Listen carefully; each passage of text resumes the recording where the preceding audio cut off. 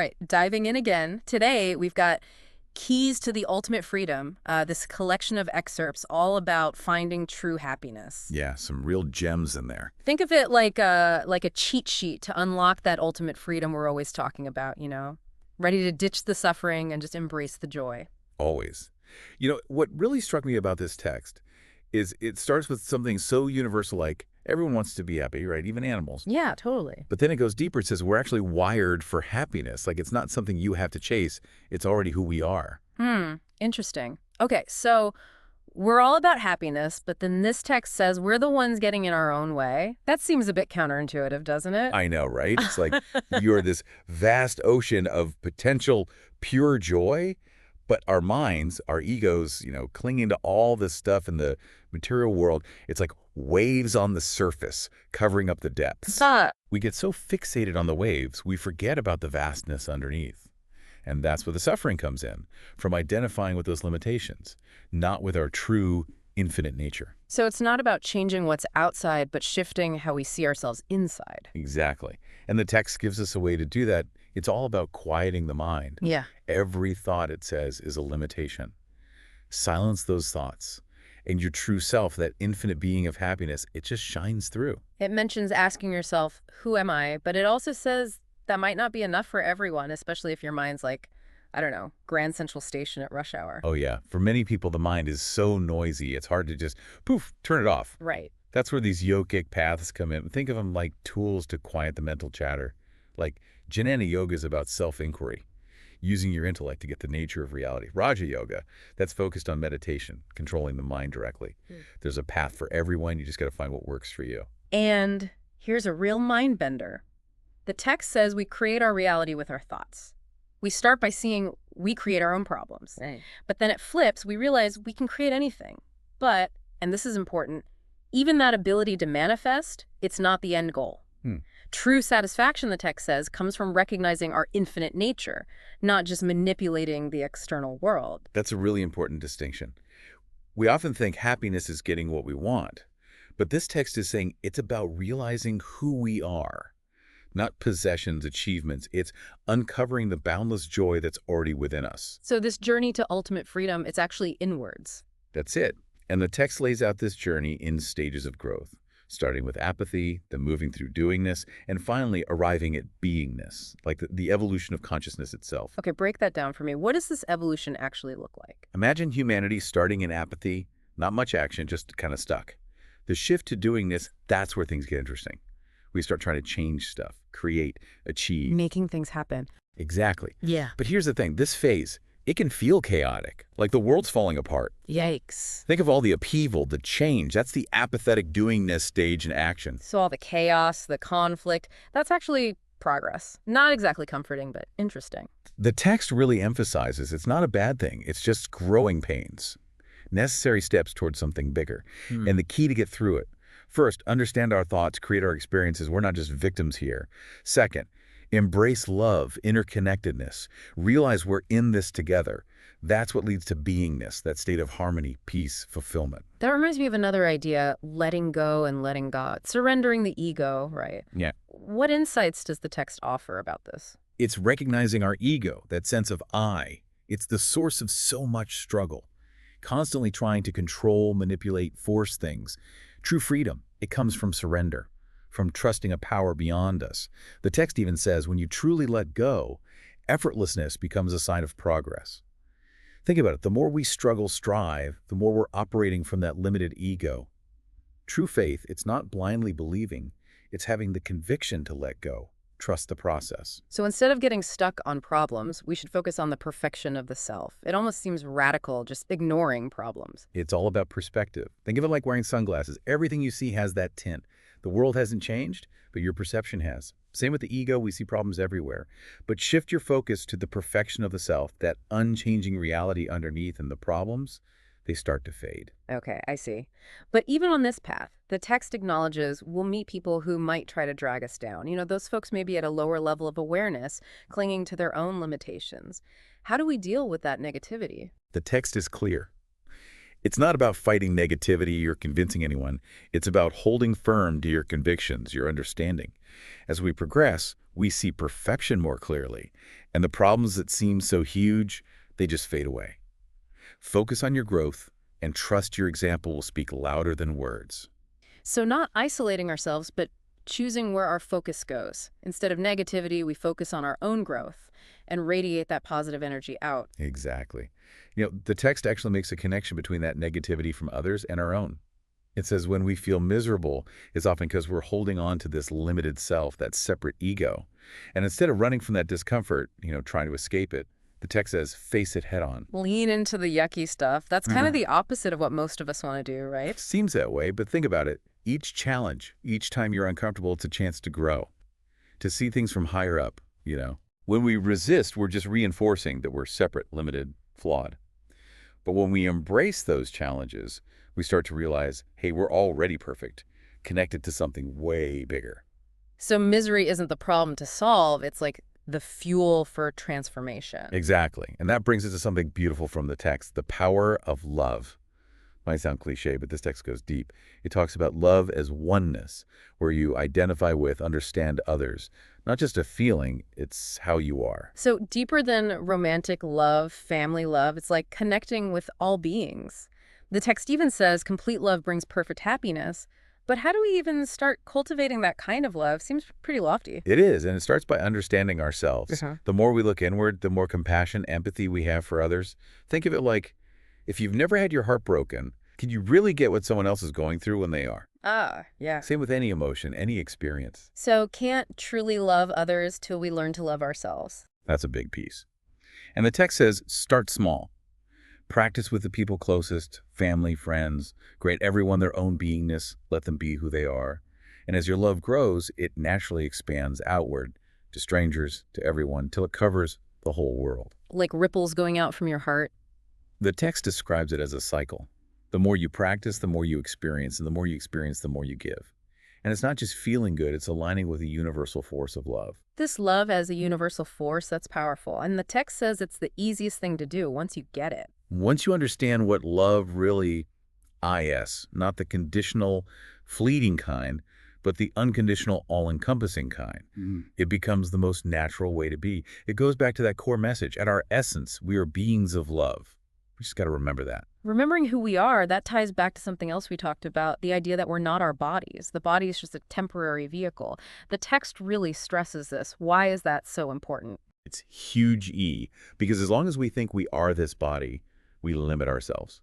Imagine if you only think of yourself as someone living in your city, you miss out on being part of your country or even, a citizen of the world. I get it.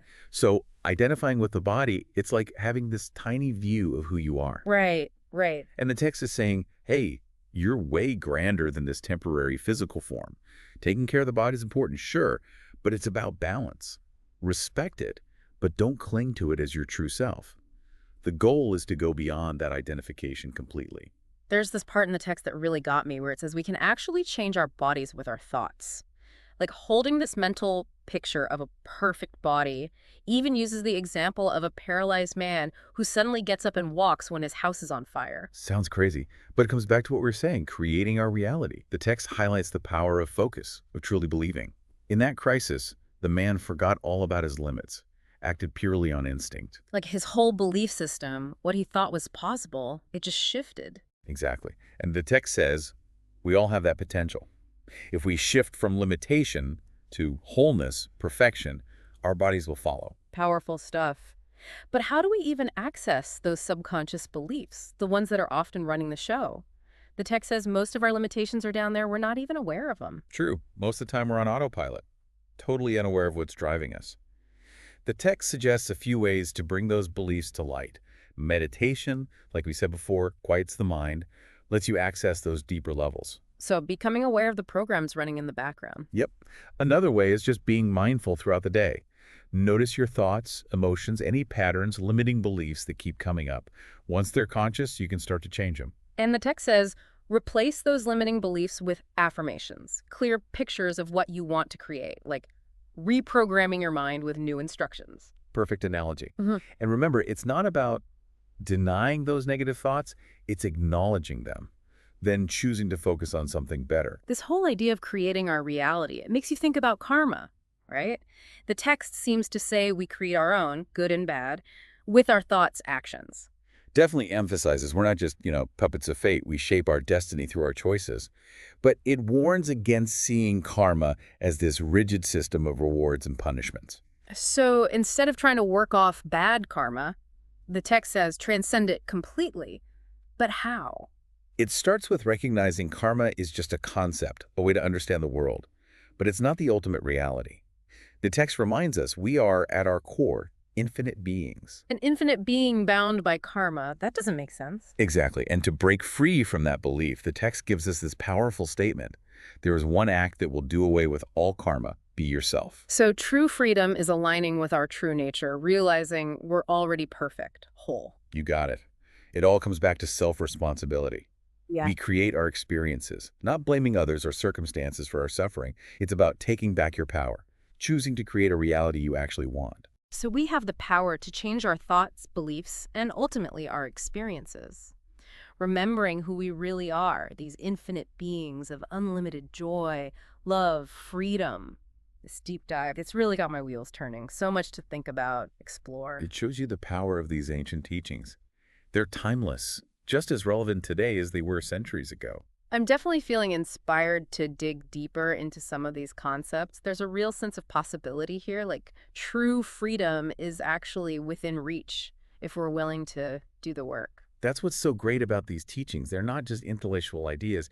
They give you a path to direct experience. It's about being the wisdom, not just knowing it in your head. It's about putting it into practice, seeing how it transforms our lives. Exactly, moving from knowing to being. And that leads to another cool idea from the text, growth and receptivity. It says we can speed up our spiritual growth by becoming more open to guidance from those who've already reached liberation. That reminds me of something we were talking about earlier, the idea that we can actually contact Jesus or other great masters if we truly believe it's possible.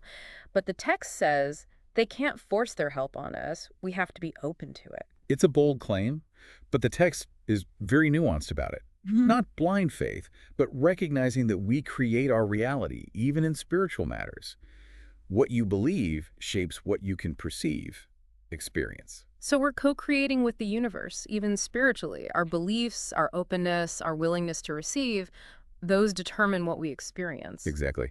It's a good reminder, we're not just passively receiving grace, we play a part in our spiritual growth. Which ties into surrender, right? It's not giving up power, it's recognizing a greater power, aligning with it, trusting its guidance. Great way to put it. And the text gives lots of practical advice on cultivating surrender, like reminding yourself regularly you're not the doer, just the instrument. Shifting from I'm doing this to this is being done through me. Subtle but powerful. It is. And it can bring such peace, liberation. Let go of the need to control, and you open up to a flow of abundance, joy. Like that concept of effortless living. When you're in line with your purpose, things just flow. The text makes a point of saying true faith isn't just believing, it's having the guts to let go, trust in something bigger. Trusting in divine timing, the unfolding of your path. When you stop forcing things, you make space for miracles. And the text says miracles aren't supernatural events. They're the natural expression of our true nature. When we're aligned with our infinite self, we tap into limitless power, creativity, almost like we're remembering our abilities, not learning new ones. Love that way of looking at it. And it shows how important faith is. Not blind faith, but the kind that lets you step outside your comfort zone, embrace the unknown. Having the courage to surrender to something bigger, trusting you're being guided, even when you can't see the whole picture. It's scary, but in that surrender, you find real strength. The text also talks about recognizing our own perfection, not in like a bragging way, but just seeing that we're already whole. So not trying to become perfect, but realizing we already are. Exactly. It's not about becoming someone else. It's remembering who you truly are. Peeling back those layers of like conditioning, false beliefs, all that stuff that hides our true nature. And the text gives us ways to do that. Like what? Give me some steps. It all starts with looking inward. Honestly checking your thoughts, beliefs, what motivates you, what stories are you telling yourself, and which ones are holding you back. So like taking stock of your mental baggage and deciding what to keep, what to toss. Perfect. And once you've cleared some of that out, start replacing those old stories with new ones, the kind that empower you, inspire you to really live. The text also talks about choosing your thoughts carefully. You know that saying, thoughts become things. This text takes that seriously. Our thoughts create our reality, so by focusing on the good, the uplifting stuff, we create a better experience for ourselves and everyone around us. So it's not just positive thinking for me, it's creating this ripple effect of good vibes for everyone. Exactly. And one powerful way to do that is through gratitude. Just by appreciating what you have, you shift from lack to abundance. Because so much of our suffering comes from thinking about what we don't have, right? Gratitude flicks that. It does. It's appreciating the little things, the blessings we have, even when things are tough. True happiness, it doesn't come from getting more stuff, it's being thankful for what you've got. That makes me think of non-attachment, which comes up a lot in the text. Letting go of our grip on possessions, outcomes, even people.